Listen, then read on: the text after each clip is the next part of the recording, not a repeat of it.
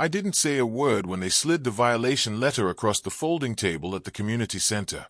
The HOA president, a sharp-voiced woman who always wore sunglasses indoors, leaned back in her chair like she'd just scored a personal victory.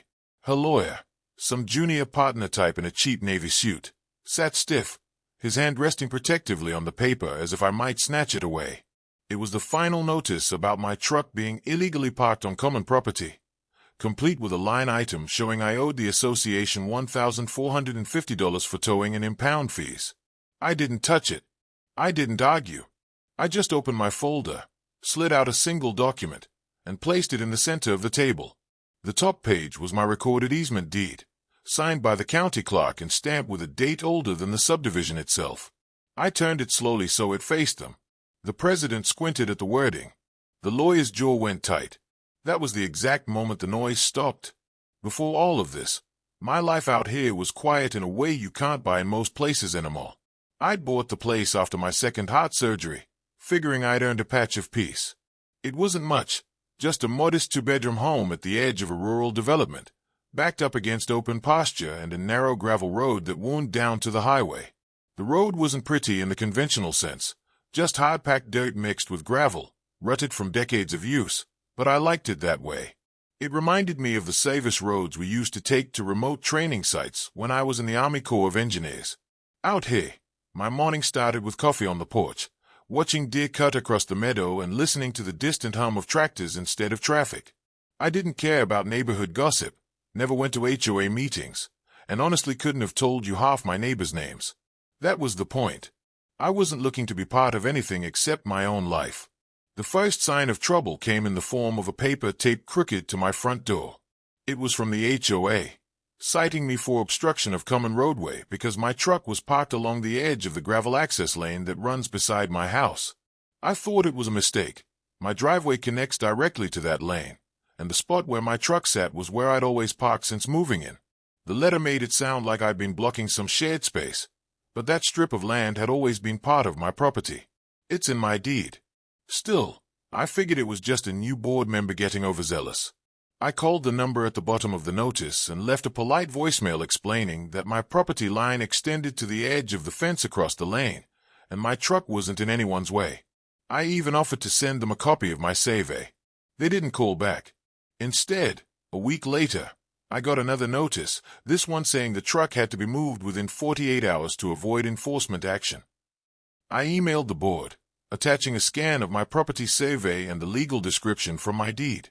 I explained, again, that the lane wasn't common property but a private easement I owned, recorded with the county when the subdivision was built.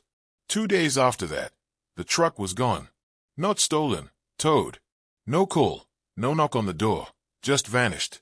I found it at the impound yard with a fluorescent orange sticker on the windshield and a $1,450 bill to get it out. That was the day something in me shifted. Up to that point, I'd been willing to believe it was incompetence. But you don't tow a man's vehicle off his own easement without knowing exactly what you're doing.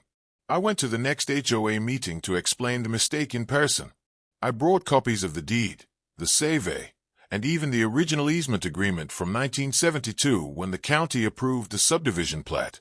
I sat through 40 minutes of the board bickering about whether someone's garden gnome violated architectural harmony before they let me speak.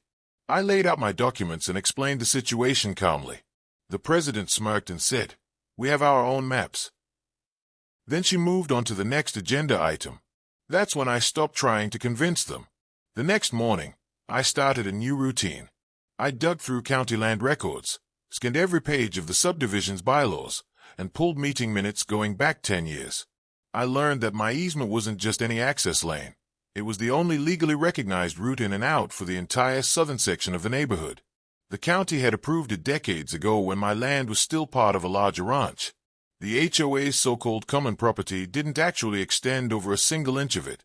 In fact, the association's own insurance policy specifically excluded the lane from coverage because it wasn't theirs to maintain. I photographed every posted notice they taped to my door, recorded every call I made, and kept a running log with dates, times, and names. It wasn't just about the truck anymore. It was about the fact that they thought they could rewrite reality by printing it on letterhead. They'd harassed other neighbors too, Fining one guy for unauthorized repairs to a fence that wasn't even inside the subdivision boundary, threatening another for keeping chickens even though our county zoning allowed them. People grumbled in private but stayed quiet in public. I understood that. Not everyone wants to spend the evenings reading zoning codes. But I'd spent a career building infrastructure in places where the paperwork was as important as the concrete. This was my kind of fight. 3 weeks later, I showed up at another HOA meeting. This time I didn't wait to be called on. I walked in with a manila folder under my arm and took a seat directly across from the president and her lawyer.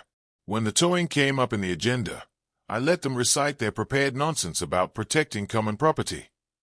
Then I slid the easement deed across the table. Original recording date, August 14, 1972. Legal description, entire width of the access lane, from the county road to my southern property line, granted in perpetuity to me and any future owner. I let them read it.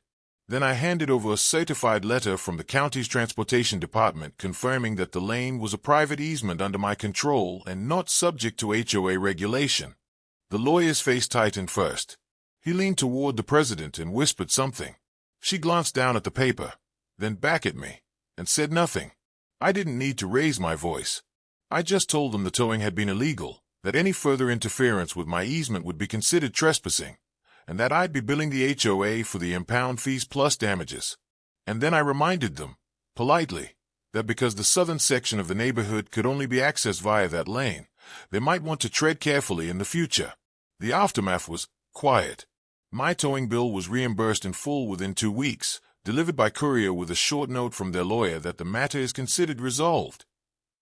The board's meeting minutes for the next month showed an agenda item about easement clarification, followed by the resignation of the president and 2 other members.